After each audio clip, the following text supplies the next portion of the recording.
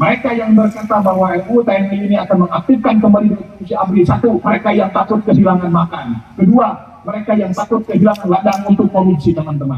Hari ini kami dari Aliansi Masyarakat Bandung Raya, hari Jumat tanggal 28 Maret 2025, hari ini kita melaksanakan aksi damai unjuk rasa, teman-teman. Bentuk apresiasi kita terhadap negara kita, bentuk apresiasi kita selaku masyarakat, kontribusi kita selaku masyarakat terhadap ketahanan nasional, keamanan nasional, dan keamanan pangan di Republik Indonesia. Apa yang kita sampaikan hari ini, teman-teman? Dan kita sampaikan bahwa kami mendukung disahkannya Undang-Undang TNI demi tegaknya NKRI. Kemudian, kemerdekaan bangsa Indonesia akan dan selalu dipertahankan rakyat bersama-sama TNI. Kemudian, bersama institusi TNI, rakyat dan bangsa ini hidup tentram dan bahagia. Semua stakeholder yang terlibat dalam menjaga keamanan, ketentraman negara Republik Indonesia, kita bersama-sama mereka, teman-teman. Kemudian, siapa yang dirugikan oleh sepak terjang TNI saat ini?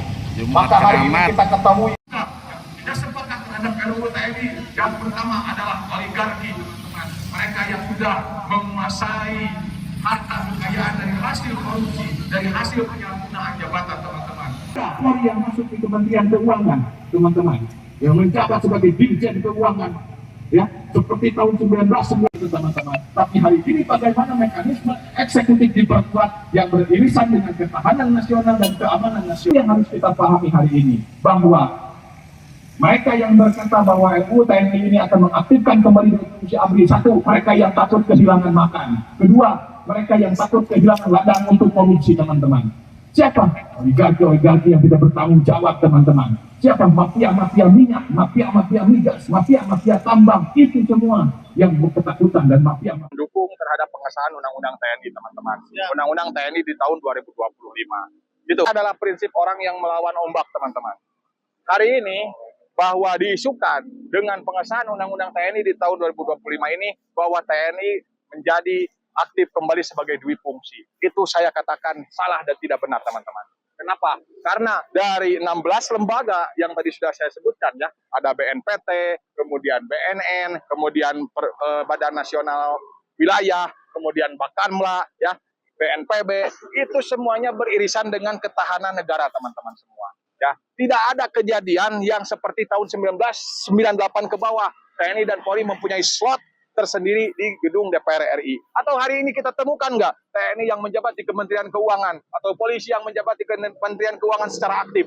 Kita nggak temukan itu, teman-teman. Tapi kita temukan mereka menjabat hari ini di Bakamla, ya, menjabat hari ini di BNPT, menjabat hari ini di BPBD, menjabat hari ini di Bakamla, menjabat hari ini di BNN, menjabat hari ini di Badan Pengurusan Batas Nasional, teman-teman. Nah, itu apa? Semuanya beririsan dengan ketahanan nasional, beririsan dengan ketahanan negara, beririsan dengan kalau narkotika masuk berarti ketahanan negara kita tidak tahan, teman-teman. Itu, ya. Jadi dui fungsi ABRI yang diibaratkan dulu bahwa ABRI mengambil anggaran dan lain sebagainya, merekonstruksi ke pendidikan dan lain sebagainya, enggak semengerikan itu, teman-teman. Kita baca dulu undang-undang yang disahkannya itu, teman-teman. Penting ada hari ini kan tidak semua masyarakat mau membaca, ya. Bahkan skor TikTok juga hiburan kan, ya. Lihat berita juga, beritanya bukan berita tentang negara, tapi berita tentang kenaikan baju, turunnya harga skincare dan lain sebagainya. Tapi bagaimana DPR bisa mensosialisasikan, ya, Undang-Undang TNI yang disahkan ini di TikTok, di media massa dan lain sebagainya, supaya masyarakat bisa tahu, satu, tujuan rangkaian dari Undang-Undang TNI ini seperti apa.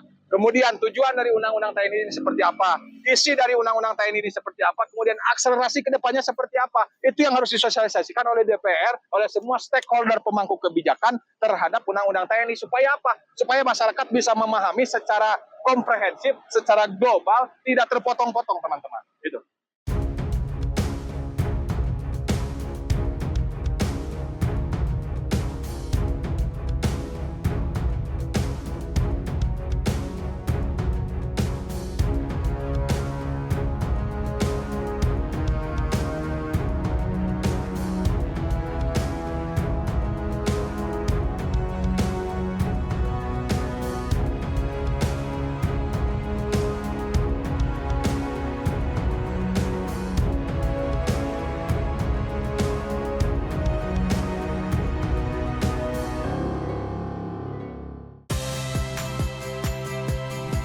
Saya Audrey Chandra. Saksikan program-program Kompas TV melalui siaran digital, pay TV, dan media streaming lainnya. Kompas TV, independen, terpercaya,